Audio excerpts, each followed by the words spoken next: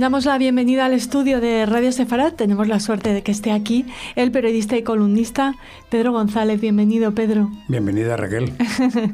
Te hemos convocado, seguimos tu trabajo, por supuesto, pero te hemos convocado especialmente para que comentes este artículo que publicabas en Atalayar. Sí. En este medio tan interesante. Se titula Israel se prepara para una alía masiva ante la explosión del antisemitismo. Un tema que no nos sorprende a los oyentes de Radio Sefarad, pero que tú argumentas desde diferentes ángulos, y nos gustaría, bueno, pues hablar de esa argumentación que haces en tu artículo, empezando por lo que ha sucedido tras el 7 de octubre, ¿no? Sí, evidentemente. Bueno, pues la verdad sea dicha que la idea del artículo, bueno, sigo naturalmente todo lo que sucede en torno pues al antisemitismo, como todo lo que sucede en Israel, y a propósito de lo que está pasando a raíz del 7 de octubre del 2023. Entonces, bueno, pues naturalmente toda esa actualidad la sigo, y de hecho pues comento de tiempo en tiempo, aunque bueno, mi área de dominio de la política internacional es mucho más amplia, pero vamos, sí es verdad que sigo especialmente con muchísimo interés todo lo que sucede en el Oriente Medio y todo lo que atañe a Israel, por diversas razones, bueno, pues aparte de por relaciones personales y por muchos lazos que me unen con todo eso, pues naturalmente me interesa. Y naturalmente, bueno, lo que sí se ha observado, porque bueno, he seguido lo que está pasando en Francia, lo que pasa en Gran Bretaña, también lo que de alguna manera está surgiendo en otros países. En España quizá creo que menos, aunque bueno, también hay sus pequeños brotes, porque han seguido esos brotes que ha habido de antisemitismo en universidades y se han traducido también aquí. O sea que ha habido una en cuestión las calles general. También, ¿no? Esas concentraciones. Y sí es verdad que a raíz, bueno, también sigo naturalmente todos los resúmenes que me manda la European Press de relativa del mundo judío, y entonces bueno, pues estoy en bastante contacto con su redactor jefe, y que bueno, no sé, además en el artículo comentas precisamente un porcentaje. Lo menciono, sí, muy porque preocupante. Es él, exactamente, además es él el que tiene los datos y naturalmente los aporta, y bueno, pues digo, bueno, pues tengo que unir todo esto y hacer un comentario, porque no se puede dejar pasar, ¿no?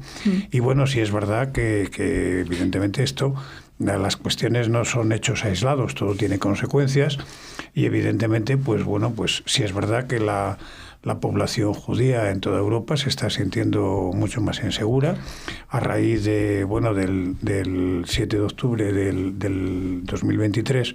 Sí es verdad que bueno, que inicialmente lo digo y además lo palpé, sí hubo un movimiento de simpatía exactamente por esa tragedia, porque era de esa barbaridad.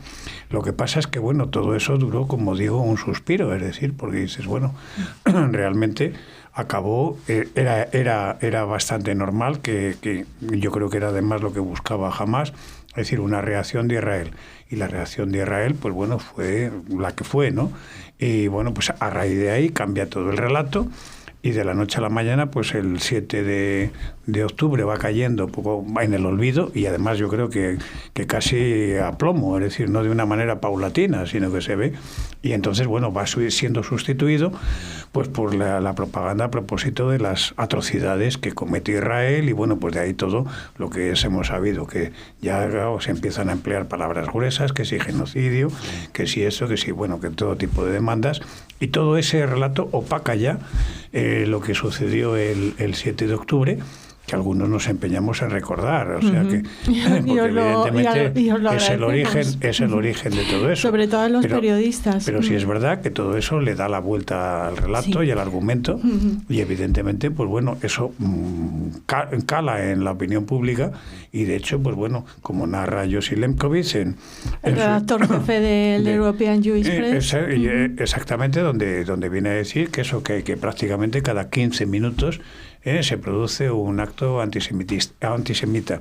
Y por otra parte también está el que los testimonios, cada vez yo creo más numerosos y evidentes, de gente que dice sentirse insegura, hasta el punto de, claro, esas conversaciones en el seno de las comunidades judías son cada vez más frecuentes y entonces se plantean, bueno, pues un poco, a mí me recuerda los debates que debieron de tener los judíos, pues cuando el poder nazi comenzó en 1933 y empezó, bueno, pues como todos recordamos y ahora que estamos, claro, en tiempo de conmemoración del Holocausto, más todavía, las conversaciones, es decir, aquí que pintamos y bueno, pues las resistencias lógicas, aquí están nuestros ancestros, hemos hecho mucho, no hemos hecho, pero aquí no tenemos futuro y se plantea a la gente marcharse.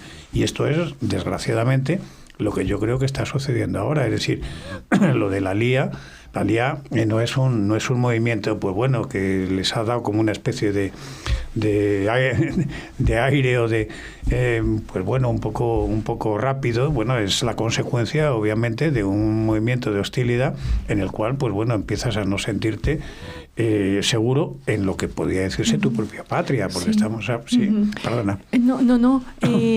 Quería comentar que tú hablas en tu artículo, también lo hace Yossi Lemkovich, de esa normalización del odio a los judíos, ¿no? Sí, exactamente, esto es lo que va pasando. Es decir, es que en definitiva, a mí por eso me recuerda tristemente a todo lo ocurrido en los años 30 del siglo pasado. Es decir, hay un proceso que evidentemente no es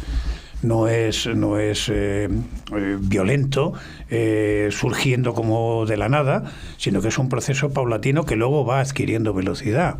Es decir, va tomando no solamente velocidad, sino sobre todo cala de tal manera en la gente, pues por las diversas presiones, porque naturalmente está sometido a un bombardeo mediático brutal y naturalmente, pues bueno, desde unas instancias que podríamos decir que debían de ser neutrales, es decir, me refiero, instituciones pues que van desde el gobierno hasta bueno, pues las diversas clases y los diversos estamentos, pues resulta que bueno, que primero se va viendo pues como aquello, la famosa frase que tenemos en español, algo habrán hecho, ¿no?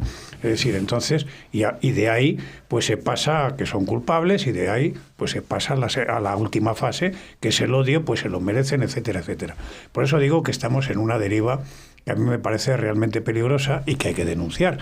Es decir, en este caso porque estamos hablando del antisemitismo y de los judíos, pero que vale para cualquier otro tipo, es decir, de minoría en cualquier sitio. Es decir, o sea, el proceso siempre es el mismo y además siempre se produce de la misma manera. Es decir, desde el algo habrán hecho, es decir, a que merecen evidentemente esto, a que evidentemente no deben de estar entre nosotros, a la exclusión, a la cancelación, y después son culpables y por tanto naturalmente hay que ir a por ellos. A mí eso me parece extremadamente peligroso como sociedad, no solamente digo de cara al antisemitismo, sino a cualquier minoría que se precie.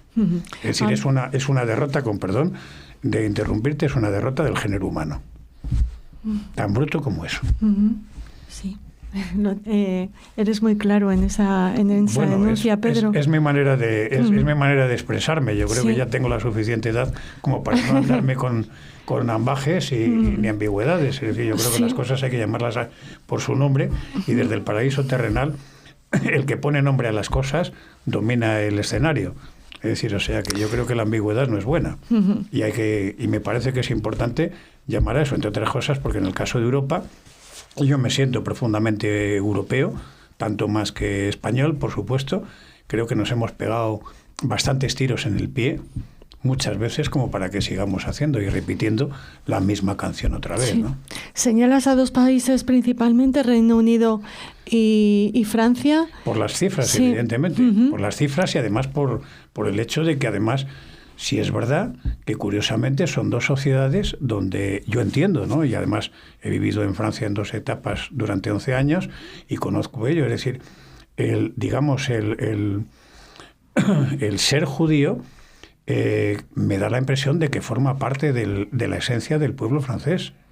Yo lo diría así, es decir, a pesar de todos los pesares, es decir, como lo forma parte del ser español. Sí, yo creo que son cuestiones que no son aisladas, es decir, no es algo que está enquistado en una determinada sociedad, forma parte y además no tienes nada más que repasar la literatura, los hechos, cantidad de personajes que han marcado la historia de esos países, es decir, tanto de Francia como del Reino Unido y si me apuras de España, evidentemente, a pesar de estos 500 años que tuvimos así de ignorancia, ¿no? Y entonces el tema este es, yo creo que la lía, a mí me parece que es tan grave que es como si te arrancaran una parte de tu propio ser. Es decir, creo que se puede explicar de esta manera. Entonces, lo que no tengo tan claro, quizá de alguna mente preclara lo puede analizar también y llamar la atención, tanto en Francia como en Reino Unido, como hipotéticamente en Alemania o España. Pero yo creo que lo que es fundamental es que la opinión pública, es decir, se diera cuenta de que lo que le están haciendo, si de verdad se produce en esa explosión y como consecuencia esa fuga masiva hacia el hogar judío, es decir, hacia Israel, lo que te están haciendo es amputando una parte de tu ser nacional. Tan grave como eso. Me parece que no puede ser más claro.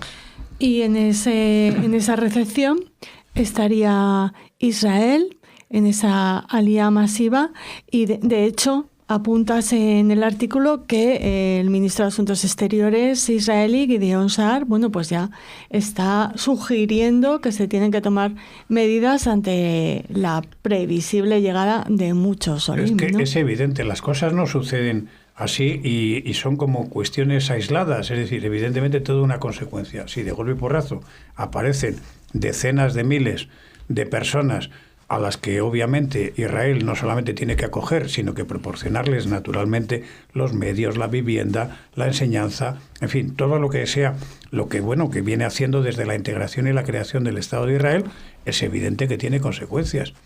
Y eso, pues bueno, obviamente lo tiene que estudiar el ministro, se lo ha planteado al propio primer ministro, y me imagino que están haciendo a marchas forzadas el correspondiente informe, porque naturalmente tendrán que tomar medidas. Es decir, eso no van a hacer, van a pasar de una situación de un país a un campo de concentración, entre comillas, situado en Israel. Tendrán que darles esos medios. Es decir, es una cosa que es un razonamiento que me parece de cajón.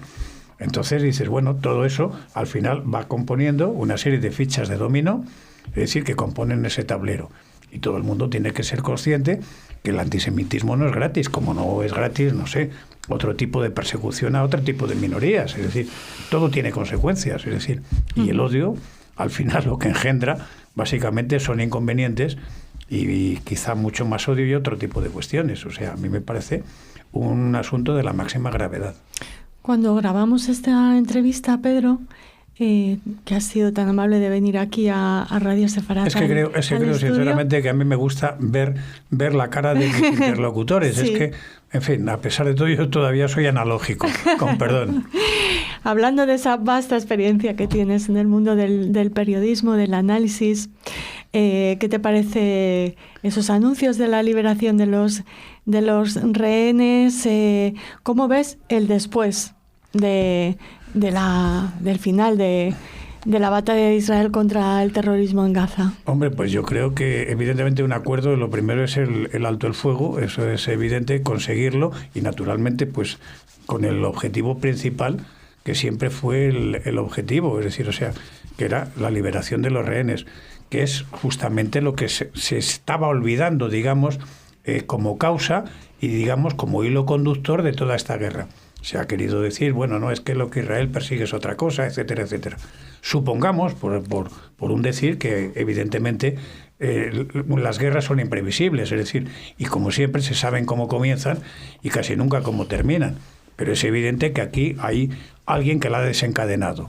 Y evidentemente el poner fin a ese drama, para empezar, yo creo que tenía que haberse producido mucho antes, entre otras cosas, por una cuestión lógica, porque eso hubiera quitado argumentos hipotéticamente a Israel. O sea, si todos los rehenes hubieran sido liberados, es evidente que Israel, si hubiera seguido bombardeando Gaza, etcétera, etcétera, no tenía argumentos. Entonces podíamos hablar de que todas esas acusaciones, todo eso que se dice, están provocando una limpieza étnica, el genocidio, en fin, todas estas cuestiones, evidentemente, yo creo que yo el primero me lo tendría que preguntar, pues oye, a lo mejor tienen razón. Ahora, es evidente que, bueno, que la consideración de Israel hacia su propia gente, pues a lo mejor no es comprendida por otra gente que no tiene esa consideración hacia su pueblo. Y evidentemente dices, para mí lo primero es conseguir ese objetivo. Primero, vivos. Luego ya después, como eso se ha prolongado, vivos o muertos. Quiero recuperarlos. Y eso es lo fundamental. Y eso es, bueno, es decir, pues lleguen al acuerdo, devuelvan ustedes a todos los rehenes y a partir de ahí vamos hablando. Es decir, las modalidades del acuerdo ya las veremos. Sí. Es decir, pero lo que es cierto, es decir, a mí el núcleo del problema es que justamente eso se produce, para mi entender, demasiado tarde.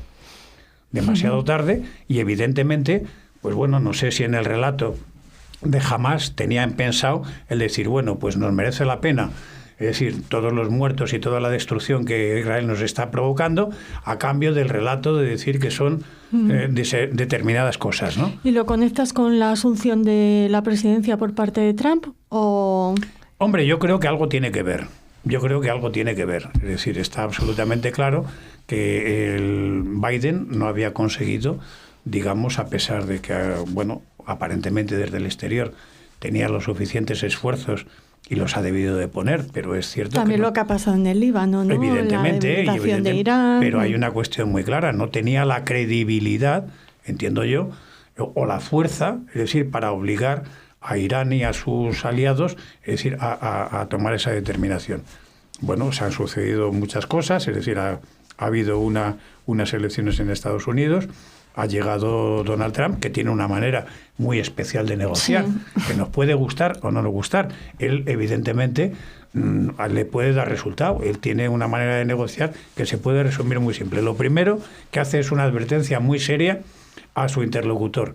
Y evidentemente, pues oye, le pone en el dilema de ¿y si cumple? Es decir, pues dice, no, es que voy a desencadenar el infierno si ustedes no hacen esto. Es decir, pues a lo mejor resulta que alguno se ha planteado la duda y dice, oye, pues a lo mejor es una bravata. Y otro que dice, ¿y si es verdad? Ya. Y ya nos quedamos sin tiempo, Pedro, pero sí que te pediría una especie de titular o resumen de ese después, del que hablábamos hace unos segundos. ¿Cómo lo ves? ¿Se puede negociar con Hamás, con la autoridad palestina? ¿Quién asumirá el liderazgo? Son preguntas así que te pido además que resumas el esfuerzo. Es muy fuerte. Hombre, yo creo que Israel obviamente tiene que aceptar, es decir, está en una posición de fuerza y lo que quiere es asegurarse por mucho tiempo que esto no va a volver a ocurrir. Es decir, las causas que han desencadenado eso. Y que naturalmente, es decir, eso implica la desarticulación del terrorismo.